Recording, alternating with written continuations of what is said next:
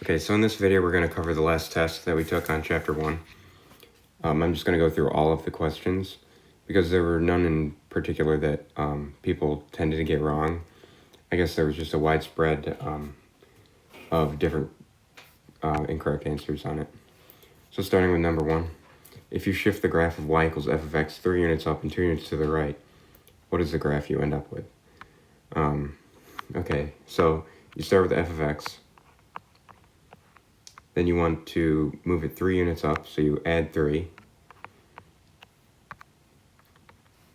And you want to move it 2 units to the right, so you subtract 2 here on the inside of the parentheses.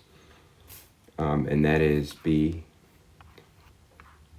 which is the answer to 1. Number 2, find the slope of the line 3x minus 4y plus 8. So this is pretty close to standard form of a line. We want to get it into point-slope form, or not point-slope form, slope-intercept form, so it's easier to see what the slope is. So subtract 8 from both sides. You get 3x minus 4y equals negative 8. And then subtract 3x from both sides. Negative 4y equals negative 8 minus 3x. And then divide everything by negative 4 to isolate y, and you're left with y equals 2 plus 3 over 4x. And this right here is the slope, because this is in slope-intercept form, so it's a coefficient on x. That's b. Okay, find the slope and the y-intercept of the line that is parallel to 2x plus 3y equals 5 and passes through the point 1 comma negative 1. So first we're going to want to find the slope of that line, just like in the last problem. So 2x plus 3y equals 5, subtract 2x, 3y equals 5 minus 2x, then divide by 3, so y equals 5 over 3 minus 2 over 3x.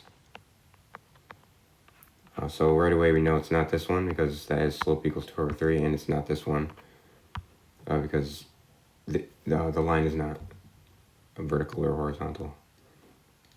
So we know the slope is going to be negative 2 over 3, so the y-coordinate of the point we want is negative 1 equals negative 2 over 3, which is the slope, times 1, which is the x-coordinate of this point, plus b, because we're trying to find the y-intercept. So negative 1 is equal to negative 2 over 3 plus b. So add 2/3 to both sides, and you are left with negative 1 over 3 equals b. So the y-intercept is negative 1 over 3, and that is option C. Okay, find the domain of the function below. Basically, we want to find the values where this denominator right here is equal to 0, and exclude them from the domain, because you can't divide by 0. So x squared plus x minus 2 equals 0. This can factor out. You can factor it to x plus 2 times x minus 1 equals 0. And then solving this, you know that x can be either negative 2 or 1. So it actually can't be that in the domain. So D is the correct answer. Number 5, if the point negative 2 comma 1 is on the graph of f of x, and f of x is known to be odd, what other point must be on the graph of f of x? Well, by definition of an odd function, f of negative x must be equal to negative f of x. So that means, in this case, since x equals negative 2 from that point, from this point up here, negative x is equal to 2, because negative 2 is 2. And we also know that f of x is equal to 1 because that's the y value at this point. So negative f of x is negative 1. So since we know the point, this other point must be on the graph because of this, f of 2 is equal to negative 1 because of this property right here of an odd function. So we know that the point 2, comma negative 1 must be on the graph. And that is option B.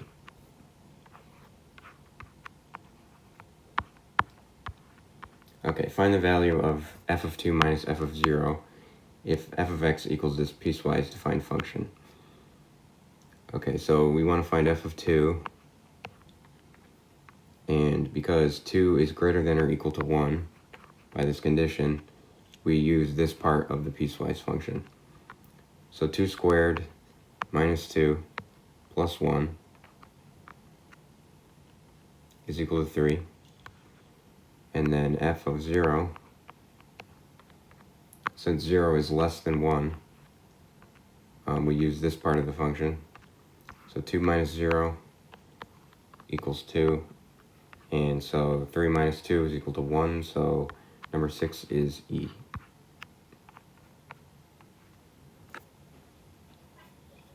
Okay, moving on to 7. Find the domain of the function below. Okay, so this one is a little bit more involved than the last domain function, or the last domain question, because we have to consider square roots and the 0 denominator here.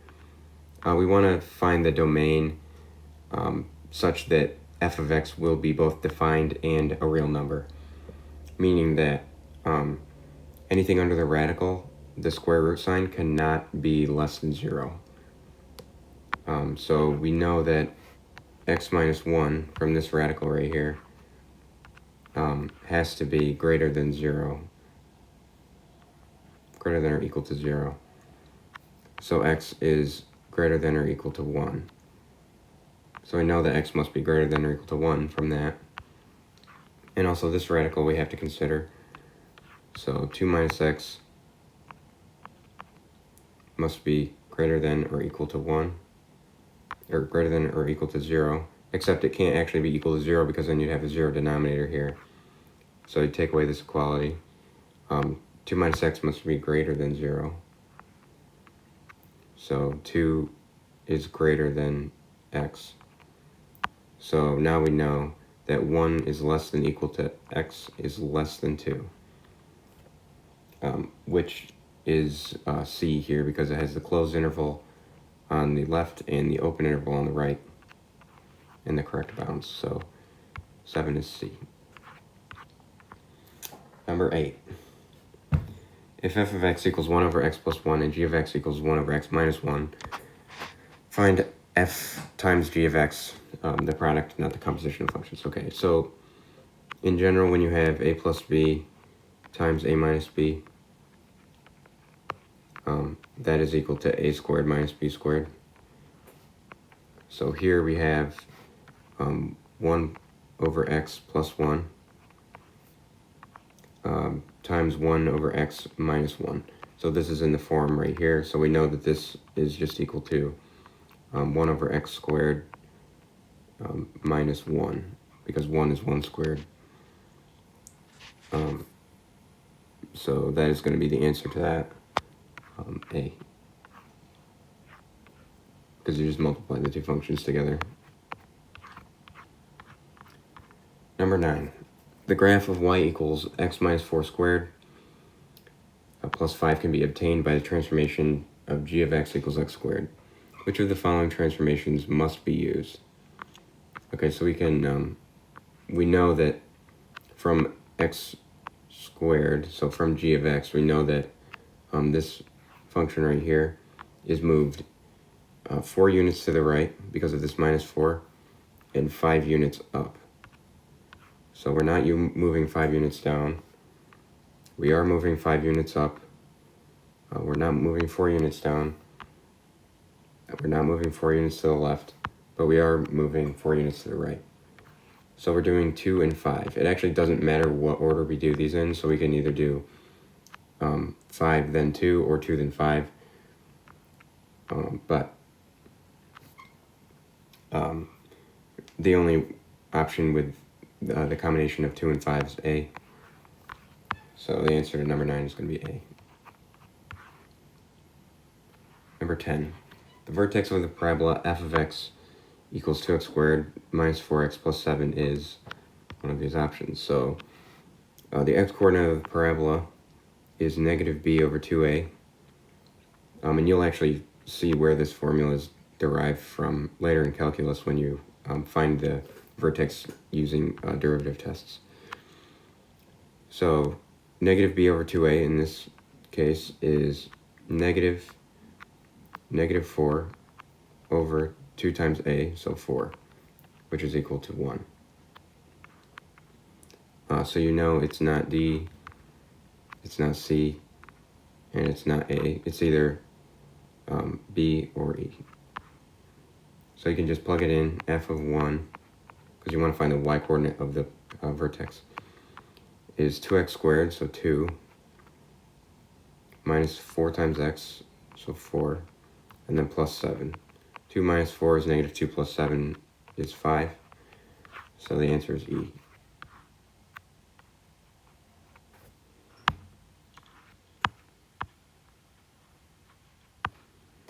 Okay, 11.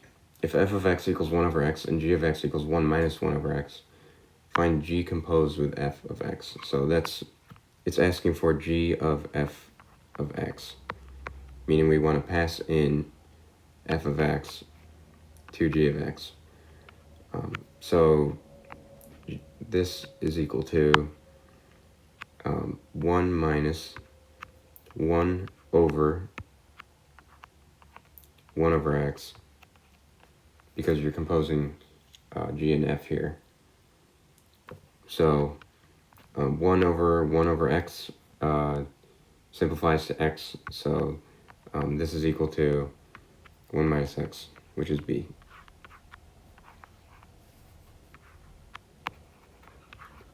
Number 12. This is a difference quotient that just happens to be evaluated at 2. So if f of x is x squared plus 2x minus 1, find the value of this difference quotient right here. So f of 2 plus h is equal to 2 plus h squared plus 2 times 2 plus h minus 1, which is equal to, if you FOIL out this squared term here, you end up with 4 plus 4h plus h squared, and then distribute the 2 into these parentheses, plus 4 plus 2h minus 1, which when all combined together is h squared plus 6h plus 7. And then f of 2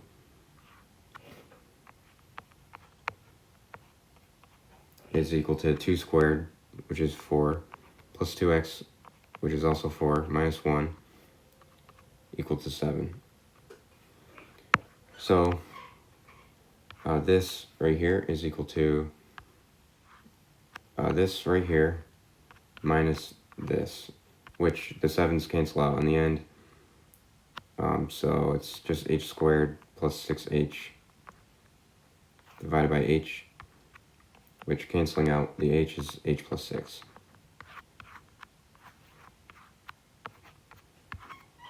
Number 13, another domain question.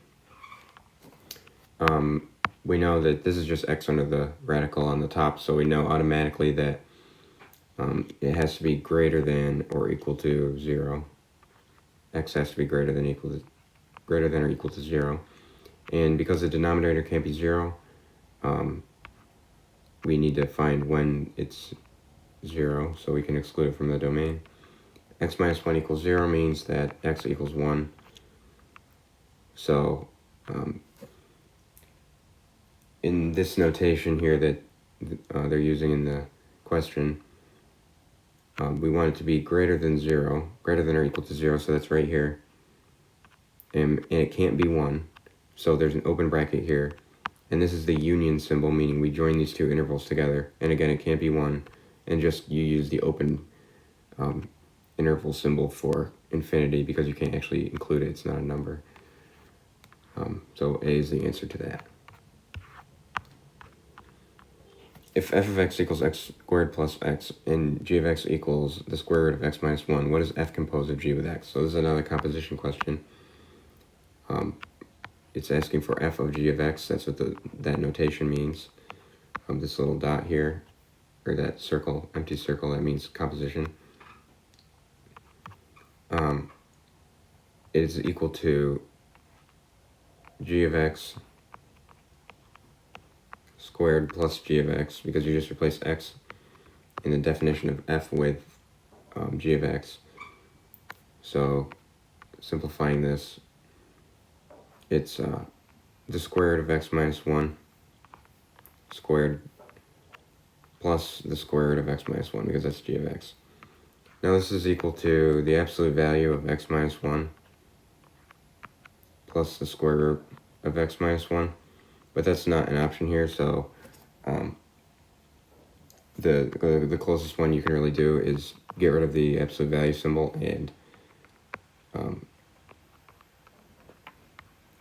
just go with this, because it's letter D, which is an available answer.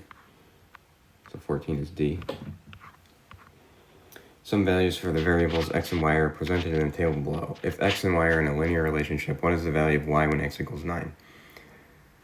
Okay, so a linear relationship means that it's going to be in the form somehow y equals ax plus b. But we don't actually need to find the equation because we can just infer the value at 9 from the slope. So I'll call this value y just to give it a name. So we can refer to it in equations. So to find the slope of this line that's represented in the table, we can take two of the points, 1, 15 and 3, 11, and use it to find the formula use it to find the slope.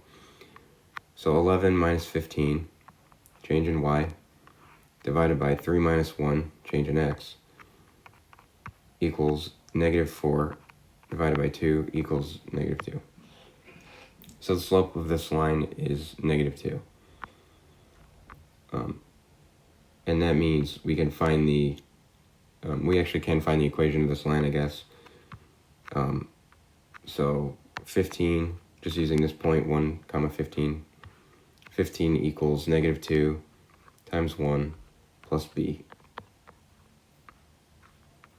So simplifying that, 15 equals negative 2 plus b, so b equals 17.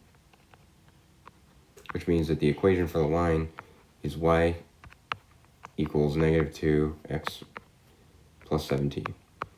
So plugging in 9 here, because that's the value we want to find, negative 2 times 9 plus 17 is equal to 1. So the answer to that one is D. And I think I wrote it wrong in my answer sheet, so that's why I'm just taking a pause here. Oh no, I was just looking at the wrong one. Okay, so number 16. For the table below, which of the following statements is correct? Alright, so we can see in the options it says in the relation x is not a function of y and y is not a function of x. So basically it's asking, is x a function of y and is y a function of x? So we can look at the table and first determine, is y a function of x? So if it was, that would mean that each of these x values maps to one of these. So since we see that the same x value, one maps to two different y values, we know that y is not a function of x. So just put that over here. Y is not a function of x. I'm just putting it over here for a reference when we look at the answer choices. Then we can do the same thing with x as a function of y. You can look at each of these. These are all unique, and they all map to one value.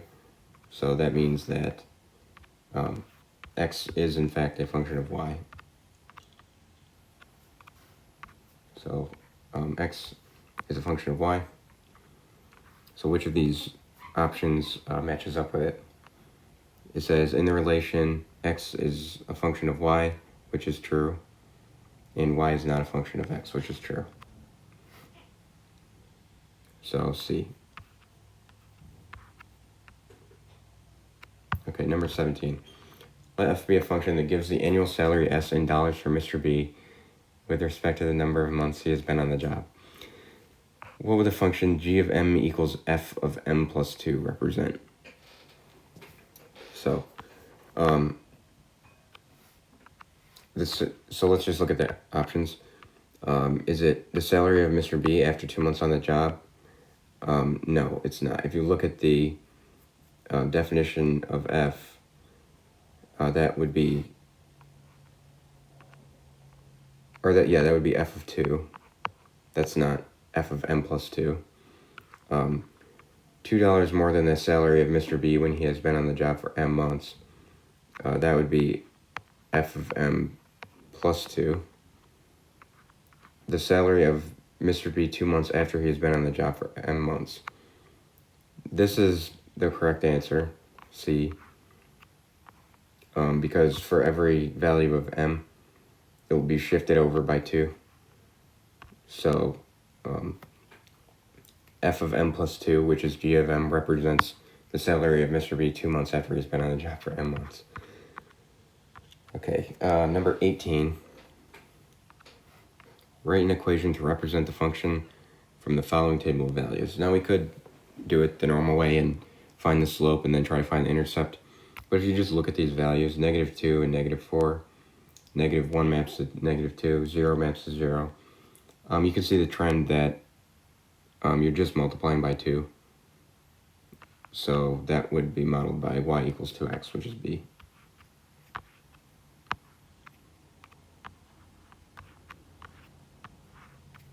Okay, number 19. For the function illustrated above, what is the domain? So these arrows, these directed arrows right here, are showing that you're mapping from the set A to the set B, not the other way around. So as each of these values has an arrow originating at it, all of these values are in the domain, so 2, 3, and 4, so that is option C.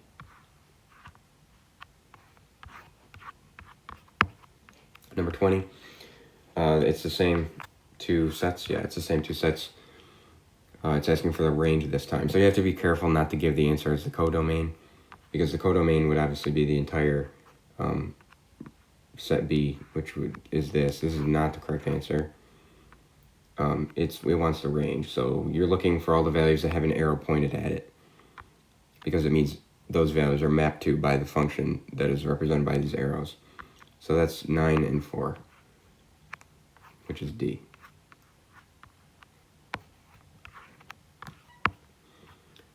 Okay, number 21, match the function to the graph shown below. This is a parabola, as you can see from the image. And we know that the vertex right here is 2, 3. So that means that it's the parabola x squared that has been translated and transformed somehow. So we know it's been moved 2 units to the right. So it's going to be one of those that has x minus 2 in the parentheses. So it's not this one. It's not this one. And then we know it's been moved up 3 units and not down 3 units. So it's not going to be that one because it has minus 3. And it is a downward sloping parabola. It goes down, doesn't go up. Or like it doesn't open upward. It's concave down, so the coefficient on x is going to be negative, or on x squared is going to be negative, so B is the correct answer here. Number 22. Oh, okay, I guess this is a two-part question. So problems 67 and 68 refer to the table below. Let f be a function that gives the number n of cats in millions owned in the U.S. with respect to the number b of cat food brands available in the U.S. Let g be the function that gives the number n of cats owned in millions in the U.S. with respect to the number t of years since 2000. The tables below provide some data for these functions. Okay, so you can see the tables. Based on the tables, what is the value of f inverse of g of 5? So first here, we just want to find g of 5. This is the table for g, as you can see here with the label. G of 5 is 10.2. And then since we want f inverse, which will map the values of y to the values of x, you want to look for this value, 10.2, on the y, and then f inverse of that value will be 6. So that's D. Based on the tables, what is true about the expression g of f of 4? So f of 4 is right here. This is the table for f. So f of 4 is 5. So over here we want to find g of 5, which is 10.2. So what is true about the expression g of f of 4? Okay, so it's really asking for the value. It's D, as you just saw. Okay, next question, number 23. Which one of the following is not a function? Basically, you can use the vertical line test here to see if the same x value maps to two separate y values. So if you move this line across, the first option, you can see that it's intersecting the blue curve at more than one point at a time, which means right off the bat that it's not a function. So A is the answer here. But just, to demonstrate the vertical line test, you can pass the line across any one of these other functions here, and it only intersects in one place at any one time. And in option B, if I zoom in here, you can see that some of the circles are empty, some of the circles are filled in. That means that it is not defined here at that value, it's defined at the other value, where it's filled in. Number 24, the graph of x to the 4th has, and it's asking about symmetry. So it does have symmetry about the y-axis, because it's an even function. It looks like kind of a more squarish parabola, like this. But you don't need to know that. You just need to know that the exponent is an even number, so it is symmetric about the y-axis. And if you don't believe me, you can test by replacing x with negative x, so y equals negative x to the 4th, which is negative 1 to the 4th, times x to the 4th, which is x to the 4th. So it's the same exact thing, meaning that it is symmetric about the y-axis. But we don't know that it's only symmetric about the y-axis yet. So symmetry about the x-axis, no, it is not symmetrical about the x-axis. Otherwise, you could reflect it about the x-axis, and it would be the same. About both the x-axis and y-axis, no, again, because it's not symmetric about the x-axis, and it does not have diagonal symmetry. So just A. 25. Y equals x squared minus 3x plus k has the same y-intercept as y equals x squared plus 9x minus 10. So what are the x-intercepts of y equals x squared minus 3x plus k? Okay, so we know it has the same y-intercept, which means that k is equal to negative 10, because this is the y-intercept. So the function y equals x squared minus 3x plus k is equal to y equals x squared minus 3x minus 10. And then they want the solutions to this, pretty much the x-intercepts. So this can be factored because negative 5 and 2 multiply to 10 and add to negative 3. So you know that you can factor this as x minus 5 times x plus 2. So x is either negative 2 or 5. And obviously the y value is going to be 0. That's the whole point of an x-intercept. So that is option C.